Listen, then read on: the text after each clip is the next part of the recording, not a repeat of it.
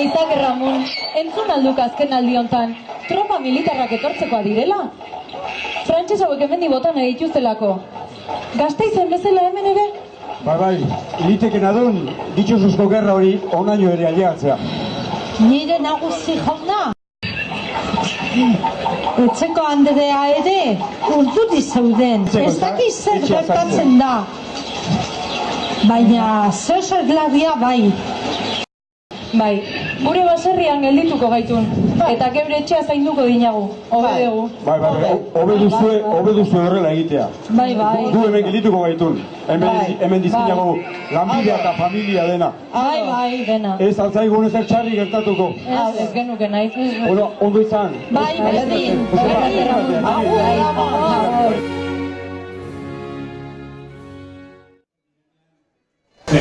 Ni barruan. Ziz esaten, zuten ikoazea, hemen gelitu batzea. Hoi ez da gizalerea. Ez da. Gaina, zure kide den Bernardo, duela aste bete ies egin zuen, iritikan eta ezakigu guztora joan den. Gainera, zibilak errespetatik egin. Hare gehiago, batzuzinan, ongitorea egin dugu. Gazaitu maizezen, jendea, Gasteizek gertatuetako den berri dugu. Jendukulen ez ezer egingo, gazaitu gaitezen. Bai, borroka esatela frantsesin kontra, haiek ere badute eta garaia, miliontatik alde egiteko.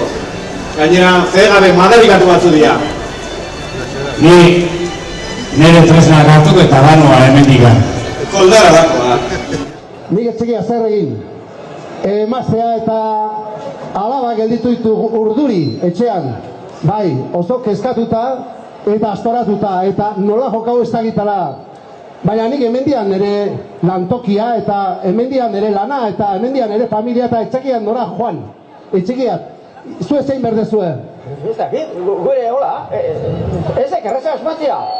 Portu aldia, mugimendu handia zeo. Aldoenak, okside bat hartuta aldeitetik hemendik. Ez dakit, gu bezalako arlotea bakarrik dituko gara.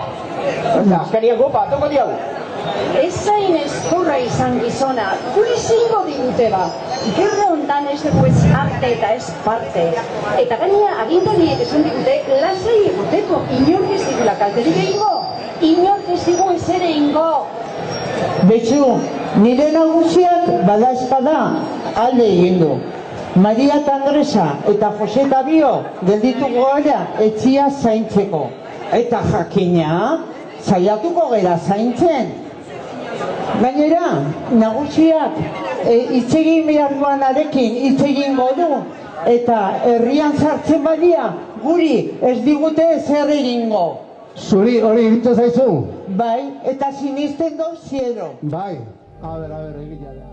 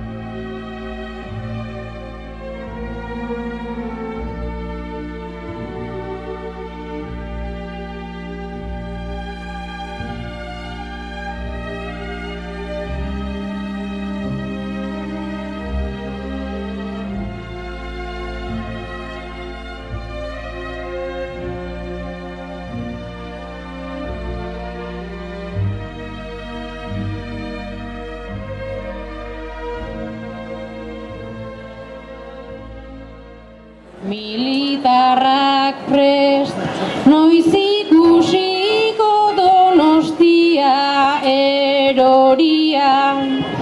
Herritarrak zai, noiz iritsiko erasoa galzoria. Testigantza hauek zabaltzen dute itxitako hilobia.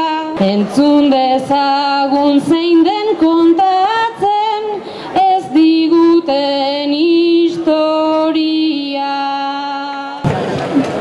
zenbat bortxatu, zenbat zauritu, 1600 hildako. Imaginatu zer den hau bezain, hiri txiki baterako. Egin zutenen izenik ez da, liburutan aterako. Gertakari ez idatzi arren, horren beste errelato. Egia beti irabazleek eraikitzen dutelako.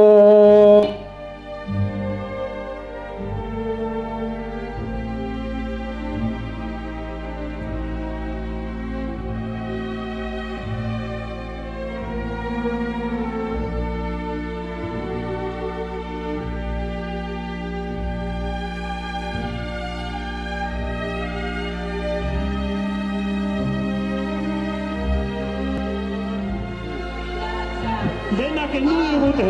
Bortxatu egin gaituzte! Denak kendu digute. Denak kendu digute. Bortxatu egin gaituzte! Denak kendu digute.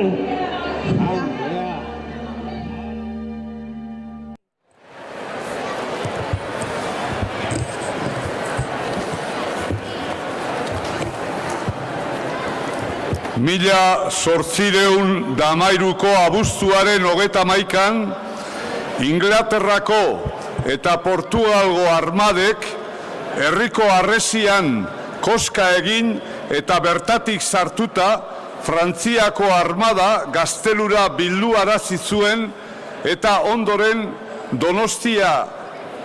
Donostiar gehienak kolpatu, zauritu eta hil egin zituzten. Emakumezko gehienak bortxatuz. Azkenik, baliorik zuen guztia lapurtuta, etxe gehienei zu eman zieten. Horren testigantza eman dute Donostiar askok eta horien ordezkari lekuko hauek adieraziko dute beraiek bizi izandakoa. Betoz lekukoak banan.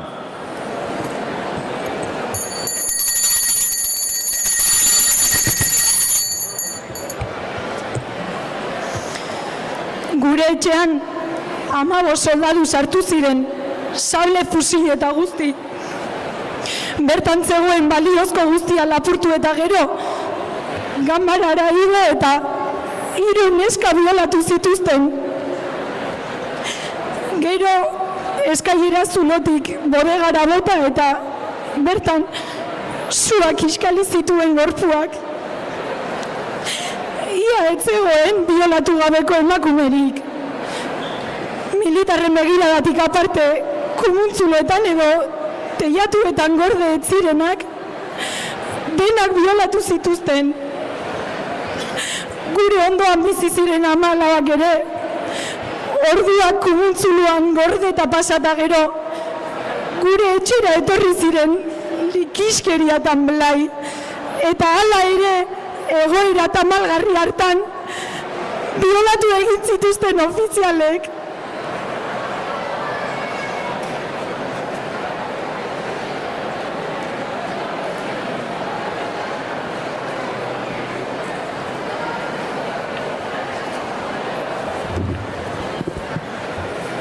Ni Jose Gabilondo naiz, merkataria, gustora bizi nintzen Donostian, eta zain geunden aliatua noiz etorriko, gure salbatzaileak zirela esan ziguten. Uste genuen frantsesa bidali eta gu salbatzera zetozela, eta ezen horrela gertatu. Donostiaron kontra izugarrizko sarraskia egin zuten. Dena lapurtu zuten. Dena zu, etxe guztiei zu eman zieten. harrapatu zituzten emakume guztia bortxatu zituzten.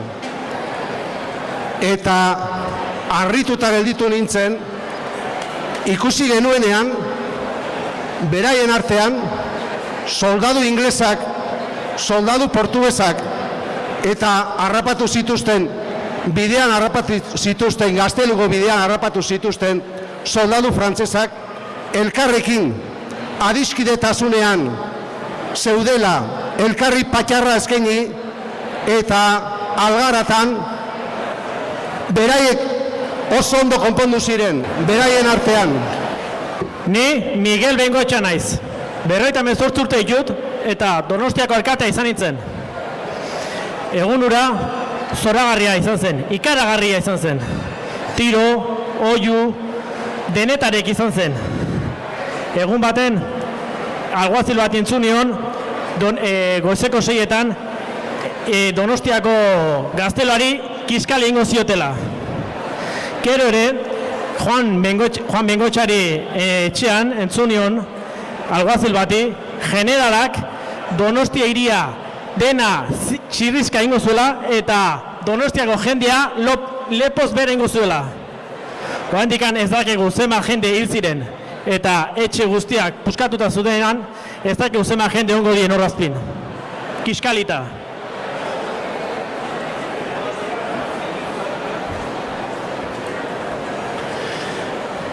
Goizaldera emakumeen oihu karrasiak entzun dituen. Egun argitu zuenean, iskin hartan, neska gazte bat zegoen, barru gorritan. Barrika bati estekatuta. Odoletan blai, petxuan baioneta sartuta. Alboan, ofizial bat eta 5 soldadu ingeles barriketan iserita. Ikuskizun hark izutu egin nuen eta ez dut bizi naizen artean ahaztuko.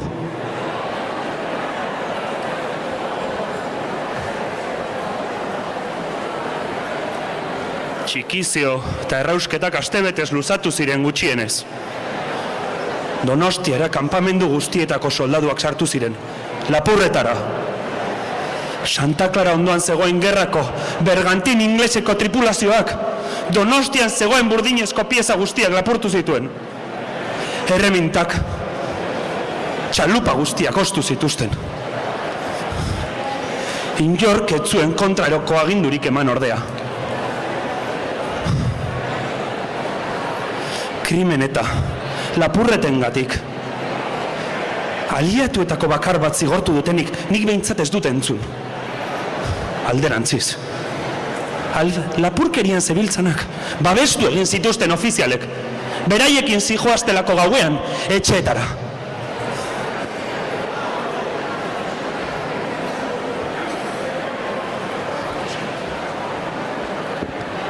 Urte latzak eta luziek izango ditugu Donostia berriz osatzeko.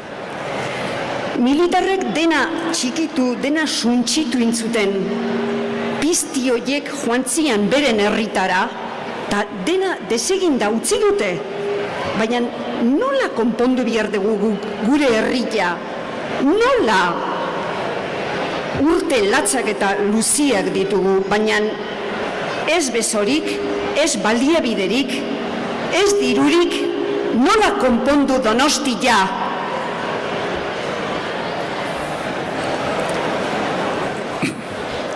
Egitate frogatuak.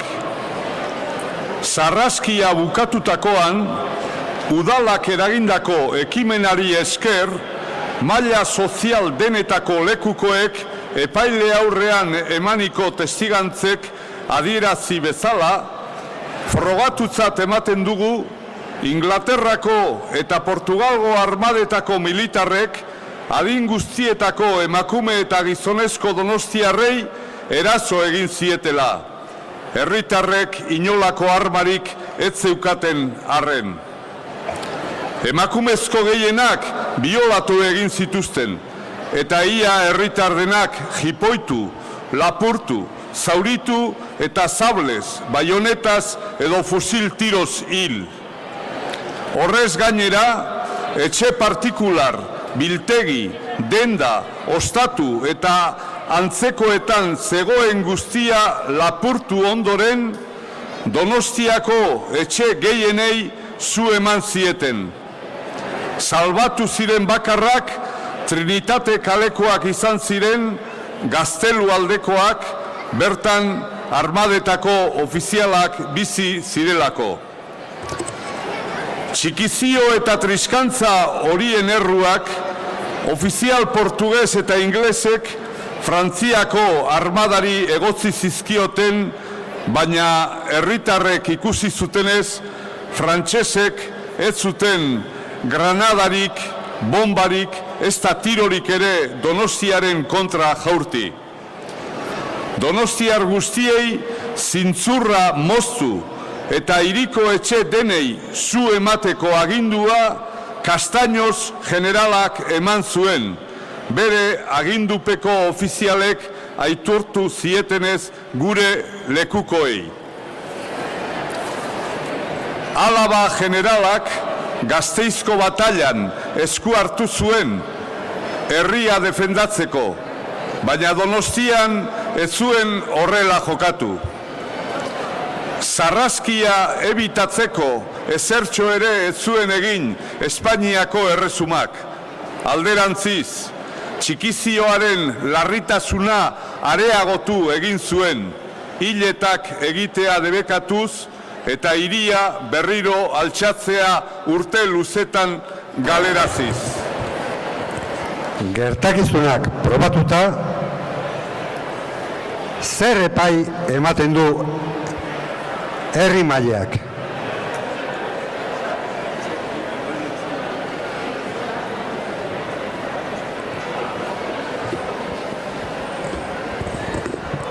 Nik besteen izenean, hemen gaudenon izenean, adierazi nahi dut, erruduntzat jotzen ditugula armada horiek.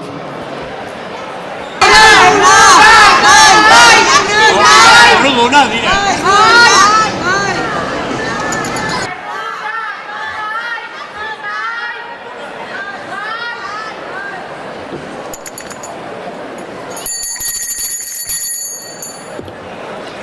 Gaur, 2015ko abuztuaren 29an. Guri herria erreustu eta herritarrak hil zituztenak kondenatu behar ditugu. Errudunak direla probatu baita. Beraz, kondena hau ezarriko die justiziak. Inglaterrako eta Portugalko armadei Donostiako bidegabekeria aintzat jo eta beraiek egin dutela aitor dezaten, Donostiaren aurrean. Estatu horiei behar den dokumentazioa eman dezaten, Donostian gertatu zen guztia argitu dadin. Baita ere, estatu horiei Donostiari lapurtutako guztia itzul diezaioten. Estatu horiei Wellington eta Graham generalei emandako dominak eta ondoriozko privilegioak ken diezazkieten. Espainiari, gertakari haien eta ondorengotan izan duen erantzunkizuna aitortu dezan. Espainiari, Castaños eta Alaba generalei emandako domina eta aitormenak ken diezazkien herritarri sufrimendua agerpena baizik ez direlako. Indar faktiko denei aurrerantzean egia konta dezaten, beraien errua aitor dezaten eta horren bestez herri aurrean barkamenak eskat dietzaten beraiek ere errun izan direlako historia bihurritu nahi izan duten aldetik. Donostiako herritarrek aginduta bete dadila zigorra.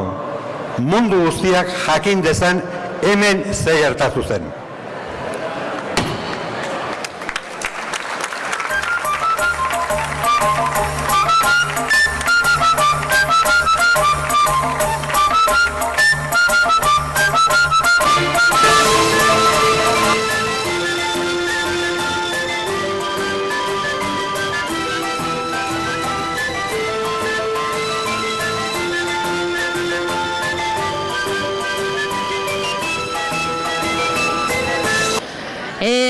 munduko lehen sarraskia, tamalez etzen azkena.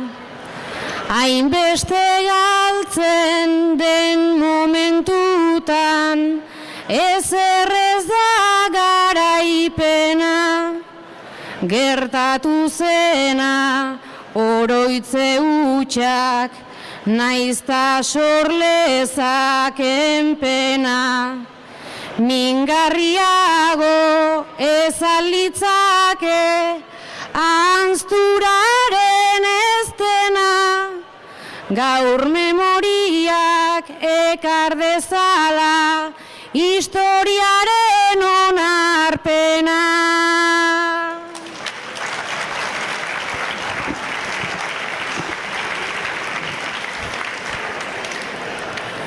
Laizter izango omen denontan, kulturaren hiriburu.